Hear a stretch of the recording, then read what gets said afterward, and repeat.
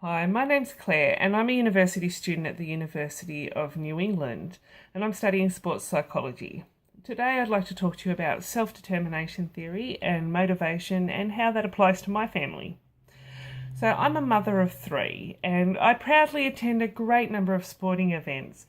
I'd be lying if I didn't say there were plenty of Saturday mornings that I wished for a washout so that I could just stay in bed.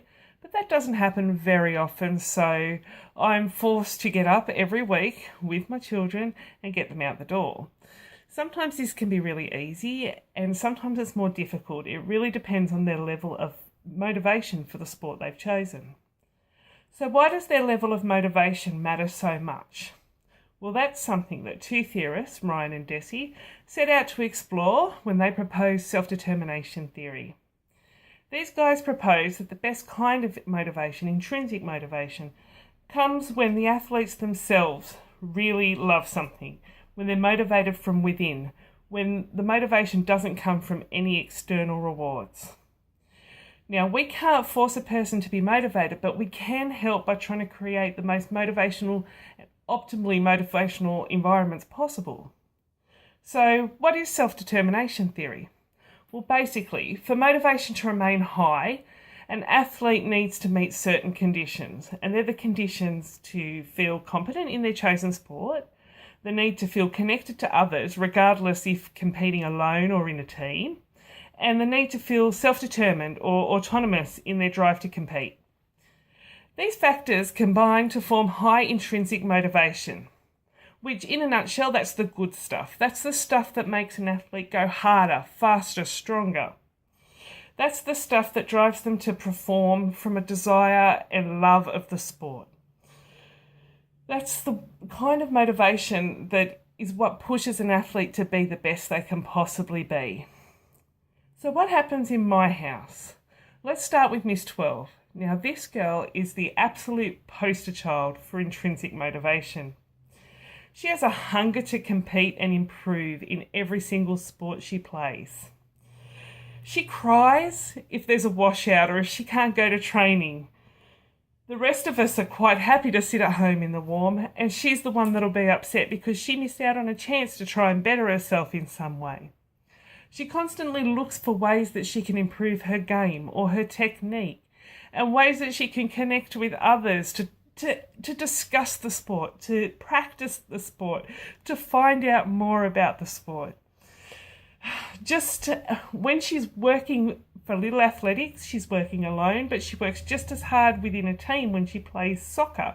It doesn't matter to her what sport she is playing, as long as she can get better, as long as she can feel like she relates to others around her, and as long as she is driven within herself to improve. Mr. 9, on the other hand, he's having a bit of a tougher time. He's at a funny age where he hasn't quite worked out that practice makes perfect, that self-determination can actually move you up a few notches in terms of your competency. So he'll go out and compete in athletics and he might not do as good as the other kids. And he sees that as a failure at the moment. Instead of connecting it to self-determination and that he could be determined to be better, he sees it as a failure and that he's lacking in competency. So he feels a little less confident than he should there and a little less motivated to actually go out and compete.